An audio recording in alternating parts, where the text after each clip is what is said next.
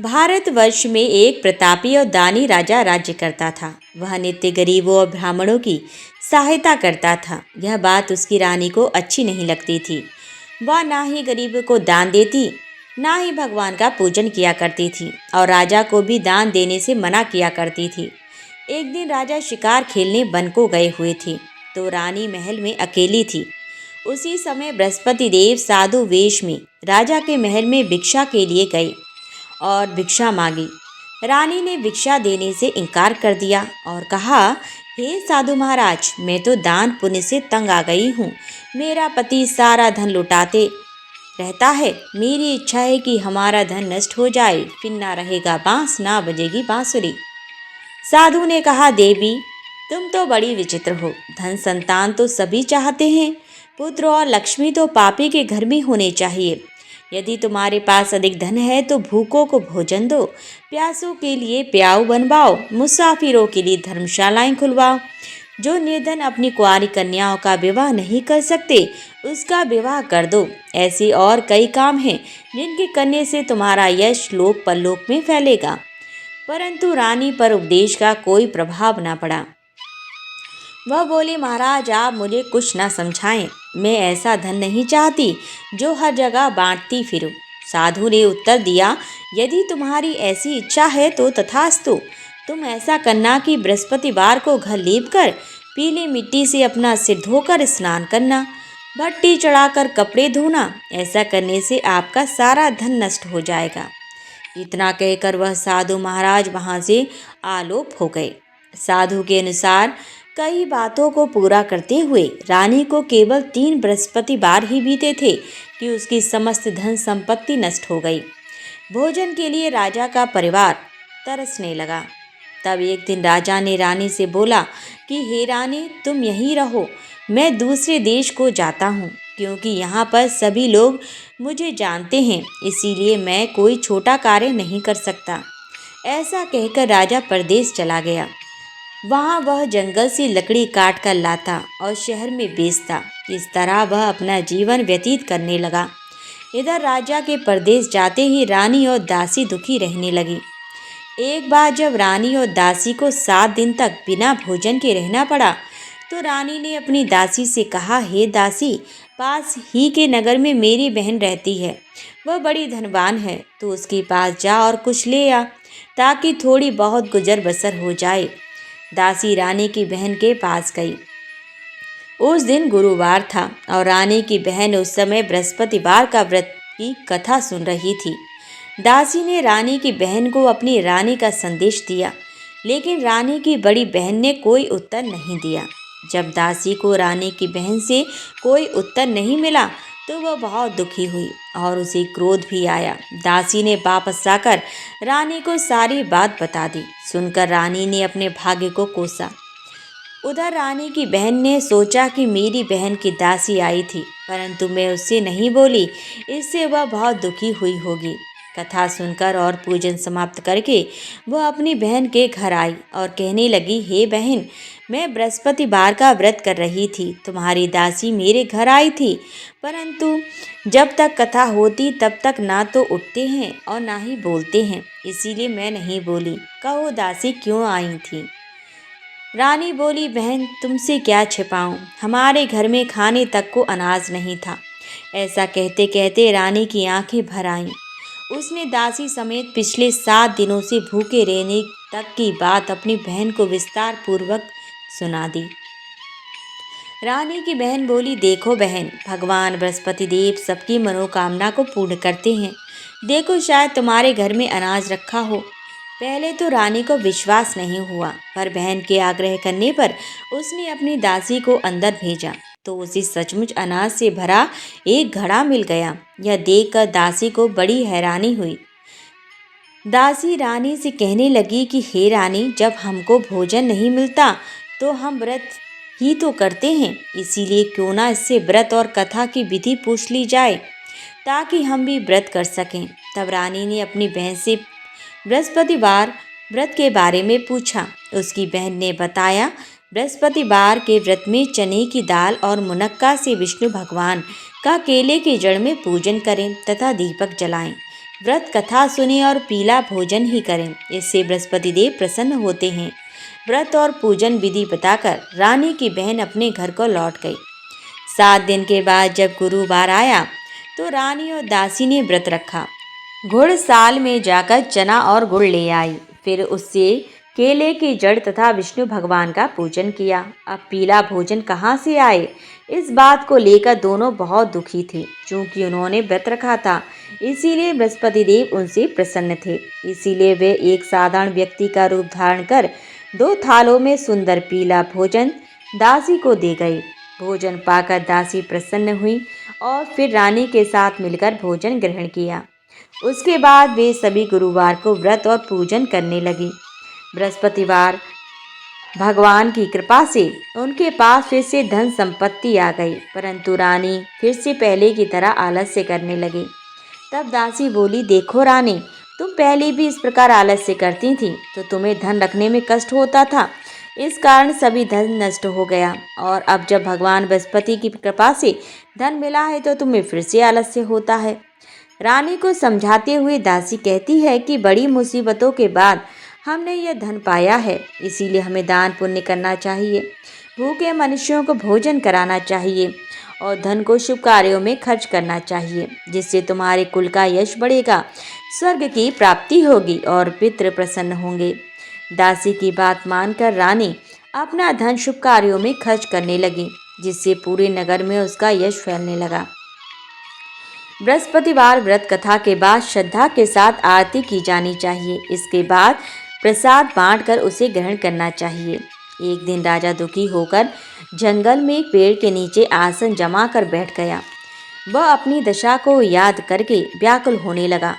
बृहस्पतिवार का दिन था। एकाएक उसने देखा कि निर्जन वन में एक साधु प्रकट हुए।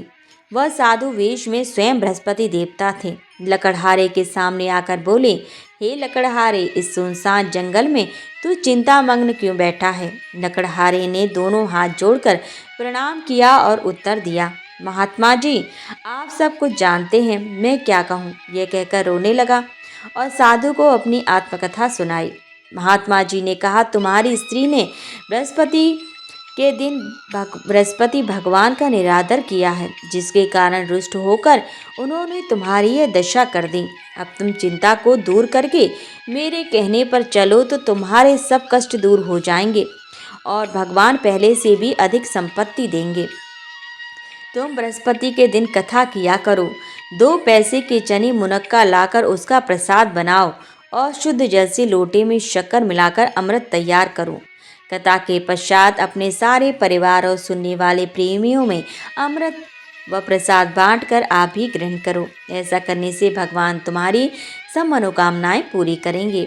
साधु के ऐसे वचन सुनकर लकड़हारा बोला, हे प्रभु, मुझे लकड़ी बेचकर इतना पैसा नहीं मिलता जिससे भोजन के उपरांत कुछ बचा सकूं। मैंने रात्रि में अपनी स्त्री को व्याकुल देखा है।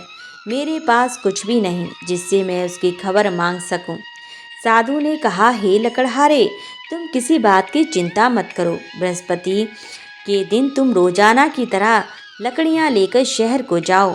तुमको रोज से 2 गुना धन प्राप्त होगा, जिससे तुम भली भांति भोजन कर लोगे तथा बृहस्पति देव की पूजा का सामान भी आ जाएगा। इतना कहकर साधु अंतर ध्यान हो गए। धीरे धीरे समय व्यतीत होने पर फिर वही बृहस्पतिवार का दिन आया। लकड़हारा जंगल से लकड़ी काटकर किसी शहर में बेचने गया। उसे उस दिन और दिन से अधिक पैसा मिला। राजा ने चना गुड़ आदि लाकर गुरुवार का व्रत किया। उस दिन से उसके सभी क्लेश दूर हुए। परंतु जब दोबारा गुरुवार का दिन आया तो बृहस्पतिवार का व्रत करना भूल गया। इस कारण बृहस्पति भगवान नाराज हो गए। उस दिन उस नगर के राजा ने विशाल यज्ञ का आयोजन किया तथा शहर में यह घोषणा करा दी कि कोई भी मनुष्य अपने घर में भोजन न बनावे, न आग जलावे, समस्त जनता मेरे यहाँ भोजन करने आवे। इस आज्ञा को जो न मानेगा उसे फांसी की सजा दी जाएगी। इस तरह की घोषणा संपूर्ण नगर में करवा दी गई। राजा की आज्ञा अनुसार शहर के सभी लोग भोजन करने गए, लेकिन लकड़हारा कुछ देर से पहुंचा, इसीलिए राजा उसको अपने साथ घर लेवा ले गए और ले जाकर भोजन करा रहे थे। तो रानी की दृष्टि उस खूंटी पर पड़ी जिस पर उसका हार लटका हुआ था। वह वहां पर दिखाई नहीं दिया। रानी ने निश्चय किया कि मेरा हार इस मनुष्य ने चुरा लिया है। उसी समय सिपाहियों को बुलाकर उसको कारागार में डलवा दिया गया। जब लकड़हारा कारागार में पड़ गया और बहुत दुखी होकर विचार करने लगा कि न जाने कौन से पूर्व जन्म के कर्म से मुझे यह दुख प्राप्त हुआ है, और उसी साधु को याद करने लगा जो कि जंगल में मिला था। उसी समय तत्काल बृहस्पति देव साधु के रूप में प्रकट हुए और उसकी दशा को देखकर कहने लगे, अरे मूर्ख, तूने बृहस्पति देव की कथा नहीं करी, इस कारण तुझे दुख प्राप्त हुआ है। अब चिंता मत कर, बृहस्पतिवार के दिन कारागार के दरवाजे पर 4 पैसे पड़े मिलेंगे, उनसे तू बृहस्पति देव की पूजा करना, तेरे सभी कष्ट दूर हो जाएंगे। बृहस्पति देव के दिन उसे 4 पैसे मिले। लकड़हारे ने कथा कही उसी रात्रि को बृहस्पति देव ने उस नगर के राजा को स्वप्न में कहा, हे राजा, तुमने जिस आदमी को कारागार में बंद करा दिया है वह निर्दोष है, वह राजा है, उसे छोड़ देना। रानी का हार उसी खूंटी पर लटका है। अगर तू ऐसा नहीं करेगा तो मैं तेरे राज्य को नष्ट कर दूंगा। इस तरह रात्रि के स्वप्न को देखकर राजा प्रातः काल उठा और खूंटी पर हार देखकर लकड़हारे को बुलाकर क्षमा मांगी तथा लकड़हारे को योग्य सुंदर वस्त्र आभूषण देकर विदा कर दिया। बृहस्पति देव की आज्ञानुसार लकड़हारा अपने नगर को चल दिया। राजा जब अपने नगर के निकट पहुंचा तो उसे बड़ा आश्चर्य हुआ। नगर में पहले से अधिक बाग, तालाब, कुएं तथा बहुत सी धर्मशालाएं, मंदिर आदि बन गए। राजा ने पूछा, यह किसका बाग और धर्मशाला है? तब नगर के सब लोग कहने लगे, यह सब रानी और बांदी के हैं। तो राजा को आश्चर्य हुआ और गुस्सा भी आया। जब रानी ने यह खबर सुनी कि राजा आ रहे हैं तो उन्होंने बांदी से कहा कि हे दासी, देख, राजा हमको कितनी बुरी हालत में छोड़ गए थे। हमारी ऐसी हालत देखकर वह लौट ना जाएं, इसलिए तू दरवाजे पर खड़ी हो जा। आज्ञा अनुसार दासी दरवाजे पर खड़ी हो गई। राजा आई तो उन्हें अपने साथ लेवा लाई। तब राजा ने क्रोध करके अपनी रानी से पूछा कि यह धन तुम्हें कैसे प्राप्त हुआ है? तब उन्होंने कहा, हमें यह सब धन बृहस्पति देव के इस व्रत के प्रभाव से प्राप्त हुआ है। राजा ने निश्चय किया कि 7 रोज बाद तो सभी बृहस्पति देव का पूजन करते हैं, परंतु मैं तो प्रतिदिन दिन में 3 बार कहानी तथा रोज व्रत किया करूँगा। अब हर समय राजा के दुपट्टे में चने की दाल बंधी रहती तथा दिन में 3 बार कहानी कहता।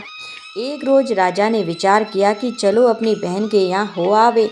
इस तरह निश्चय कर राजा घोड़े पर सवार हो अपनी बहन के यहाँ को चलने लगा। मार्ग में उसने देखा कि कुछ आदमी एक मुर्दे को लिए जा रहे हैं।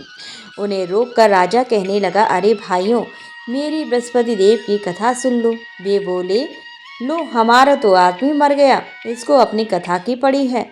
परंतु कुछ आदमी बोले, अच्छा कहो, हम तुम्हारी कथा भी सुनेंगे। राजा ने दाल निकाली और जब कथा आदि हुई थी कि मुर्दा हिलने लग गया, और जब कथा समाप्त हो गई तो राम राम करके मनुष्य उठकर खड़ा हो गया। आगे मार्ग में उसे एक किसान खेत में हल चलाता मिला। राजा ने उसे देख और उससे बोले, अरे भैया, तुम मेरी बृहस्पतिवार की कथा सुन लो। किसान बोला, जब तक तेरी कथा सुनूंगा तब तक 4 हरैया जोत लूंगा। जा अपनी कथा किसी और को कहना। इस तरह राजा आगे चलने लगा। राजा के हटते ही बैल पछाड़ खाकर गिर गए तथा किसान के पेट में बड़ी जोर का दर्द होने लगा। उस समय उसकी माँ रोटी लेकर आई। उसने जब यह देखा तो अपने पुत्र से सब हाल पूछा और बेटे ने सभी हाल कह दिया। तो बुढ़िया दौड़ी दौड़ी उस घुड़सवार के पास गई और उससे बोली कि मैं तेरी कथा सुनूंगी, तू अपनी कथा मेरे खेत पर चलकर ही कहना। राजा ने बुढ़िया के खेत पर जाकर कथा कही, जिसके सुनते ही वह बैल उठकर खड़े हुए तथा किसान के पेट का दर्द भी बंद हो गया। राजा अपनी बहन के घर पहुंचा। बहन ने भाई की खूब मेहमानी की।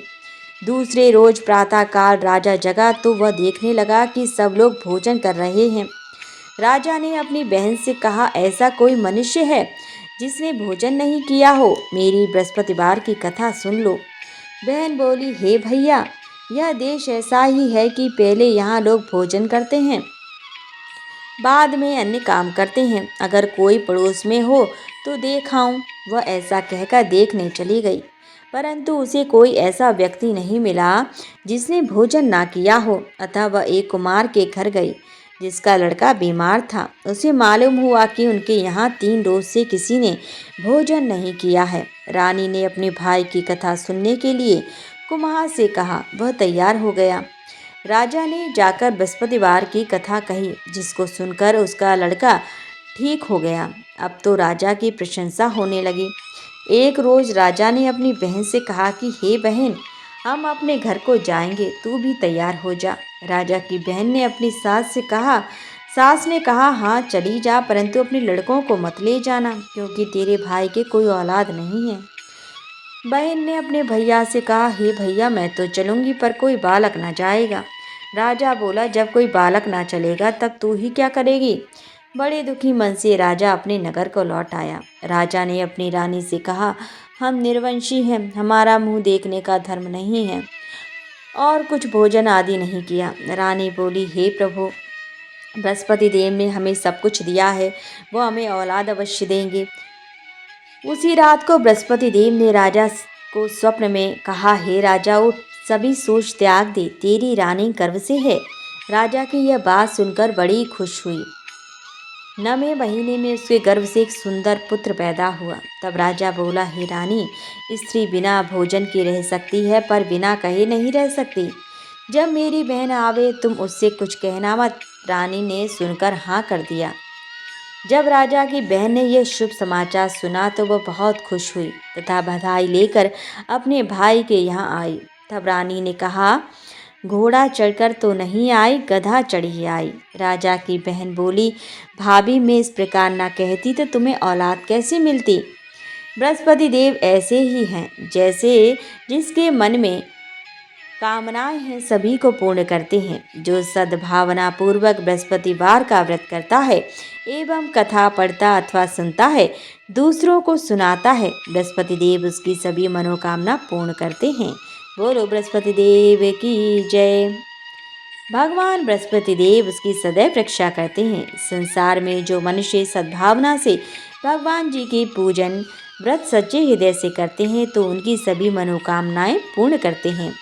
जैसी सच्ची भावना से रानी और राजा ने उनकी कथा का गुणगान किया तो उनकी सभी इच्छाएं बृहस्पति देव जी ने पूर्ण की थी। इसीलिए पूर्ण कथा सुनने के बाद प्रसाद लेकर जाना चाहिए। हृदय से उनका मनन करते हुए जयकारा बोलना चाहिए। बोलो बृहस्पति देव की जय। बोलो भगवान विष्णु की जय। प्राचीन काल में एक ब्राह्मण रहता था। वह बहुत निर्धन था। उसकी कोई संतान नहीं थी। उसकी स्त्री बहुत मलिनता के साथ रहती थी। वह स्नान न करती, किसी देवता का पूजन न करती। इससे ब्राह्मण देवता बड़े दुखी थे। बेचारे बहुत कुछ कहते थे, किंतु उसका कुछ परिणाम न निकला। भगवान की कृपा से ब्राह्मण की स्त्री के कन्या रूपी रत्न पैदा हुआ। कन्या बड़ी होने पर प्रातः स्नान करके भगवान विष्णु का जाप व बृहस्पतिवार का व्रत करने लगी। अपने पूजन पाठ को समाप्त करके विद्यालय जाती तो अपनी मुट्ठी में जौ भर के ले जाती और पाठशाला के मार्ग में डालती जाती। तब यह जौ स्वर्ण के हो जाते तो लौटते समय उनको बीनकर घर ले आती थी। एक दिन वह बालिका सूप में उस सोने के जौ को फटक कर साफ कर रही थी कि उसके पिता ने देख लिया और कहा, हे बेटी, सोने के जौ के लिए सोने का सूप होना चाहिए। दूसरे दिन बृहस्पतिवार था। इस कन्या ने व्रत रखा और बृहस्पति देव से प्रार्थना करके कहा, मैंने आपकी पूजा सच्चे मन से की हो तो मेरे लिए सोने का सूप दे दो। बृहस्पति देव ने उसकी प्रार्थना स्वीकार कर ली। रोजाना की तरह वह कन्या जौ फैलाती हुई जाने लगी। जब लौटकर जौ बीन रही थी तो बृहस्पति देव की कृपा से सोने का सूप मिला। उसे वह घर ले आई और उसमें जौ साफ करने लगी, परंतु उसकी माँ का वही ढंग रहा। एक दिन की बात है कि वह कन्या सोने के सूप में जौ साफ कर रही थी। उस समय उस शहर का राजपुत्र वहां से होकर निकला। इस कन्या के रूप और कार्य को देखकर मोहित हो गया तथा अपने घर आकर भोजन तथा जल त्याग कर उदास होकर लेट गया। राजा को इस बात का पता लगा तो अपने प्रधानमंत्री के साथ उसके पास गए और बोले, हे बेटा, तुम्हें किस बात का कष्ट है? किसी ने अपमान किया है अथवा और कोई कारण हो सो कहो, मैं वही करूँगा जिससे तुम्हें प्रसन्नता हो। अपने पिता की राजकुमार ने बातें सुनी तो वह बोला, मुझे आपकी कृपा से किसी बात का दुख नहीं है, किसी ने मेरा अपमान नहीं किया, परंतु मैं उस लड़की से विवाह करना चाहता हूँ जो सोने के सूप में जौ साफ कर रही थी। यह सुनकर राजा आश्चर्य में पड़ गया और बोला, हे बेटा, इस तरह की कन्या का पता नहीं लगेगा। मैं उसके साथ तेरा विवाह अवश्य करवा दूंगा। राजकुमार ने उस लड़की के घर का पता बतलाया। तब मंत्री उस लड़की के घर गए और ब्राह्मण देवता को सभी हाल बतलाया। ब्राह्मण देवता राजकुमार के साथ अपनी कन्या का विवाह करने के लिए तैयार हो गए तथा विधि विधान के अनुसार ब्राह्मण की कन्या का विवाह राजकुमार के साथ हो गया। कन्या के घर से जाते ही पहले की भांति उस ब्राह्मण देवता के घर में गरीबी का निवास हो गया। अब भोजन के लिए भी अन्न बड़ी मुश्किल से मिलता था। एक दिन दुखी होकर ब्राह्मण देवता अपनी पुत्री के पास गए। बेटी ने पिता की दुखी अवस्था को देखा और अपनी माँ का हाल पूछा। तब ब्राह्मण ने सभी हाल कहा। कन्या ने बहुत सा धन देकर अपने पिता को विदा कर दिया। इस तरह ब्राह्मण का कुछ समय सुखपूर्वक व्यतीत हुआ। कुछ दिन बाद फिर वही हाल हो गया। ब्राह्मण फिर अपनी कन्या के यहाँ गया और सारा हाल कहा तो लड़की बोली, हे पिताजी, आप माताजी को यहाँ ले लाओ, मैं उसे विधि बता दूंगी जिससे गरीबी दूर हो जाए। वह ब्राह्मण देवता अपनी स्त्री को साथ लेकर पहुँचे तो अपनी माँ को समझाने लगी, हे माँ, तुम प्रातःकाल प्रथम स्नान आदि करके भगवान विष्णु का पूजन करो तो सब दरिद्रता दूर हो जाएगी। परंतु उसकी माँ ने एक भी बात नहीं मानी और प्रातःकाल उठकर अपनी पुत्री के बच्चों की झूठन को खा लिया। इससे उसकी पुत्री को भी बहुत गुस्सा आया और एक रात को कोठरी से सभी सामान निकाल दिया और अपनी माँ को उसमें बंद कर दिया। प्रातःकाल उसे निकाला तथा स्नान आदि करा के पाठ करवाया तो उसकी माँ की बुद्धि ठीक हो गई और फिर प्रत्येक बृहस्पतिवार को व्रत रखने लगी। इस व्रत के प्रभाव से उसके माँ बाप बहुत ही धनवान और पुत्रवान हो गए और बृहस्पति देव जी के प्रभाव से इस लोक के सुख भोग का स्वर को प्राप्त हुए। बोलो बृहस्पति महाराज की जय। सब बोलो भगवान विष्णु की जय। बोलो बृहस्पति देव की जय। जय बृहस्पति देवा, ओम जय बृहस्पति देवा। छिन छिन भोग लगाऊं कदली फल मेवा। ओम जय बृहस्पति देवा, ओम जय बृहस्पति देवा। तुम पूर्ण परमात्मा, तुम अंतर्यामी, स्वामी तुम अंतर्यामी। जगत पिता जगदीश्वर, तुम सबके स्वामी। ओम जय बृहस्पति देवा, जय बृहस्पति देवा। चरणामृत निज निर्मल, सब पातक हरता, स्वामी सब पातक हरता। सकल मनोरथ दायक, कृपा करो भरता। ओम जय बृहस्पति देवा, जय बृहस्पति देवा। तन मन धन अर्पण कर, जो जन शरण पड़े, स्वामी जो जन शरण पड़े। प्रभु प्रकट तब होकर, आकर द्वार खड़े। ओम जय बृहस्पति देवा, जय बृहस्पति देवा। दीन दयाल दयानिधि, भक्तन हितकारी, स्वामी भक्तन हितकारी। पाप दोष सब हरता, भवबंधन हारी। ओम जय बृहस्पति देवा, जय बृहस्पति देवा। सकल मनोरथ दायक, सब संशय हारो, स्वामी सब संशय हारो। विषय विकार मिटाओ, संतन सुखकारी। ओम जय बृहस्पति देवा, जय बृहस्पति देवा। जो कोई आरती तेरी प्रेम सहित गावे, स्वामी प्रेम सहित गावे। ज्येष्ठानंद आनंद कर जो निश्चय पावे। ओम जय बृहस्पति देवा, स्वामी जय बृहस्पति देवा। सब बोलो विष्णु भगवान की जय, बोलो बृहस्पति देव भगवान की जय।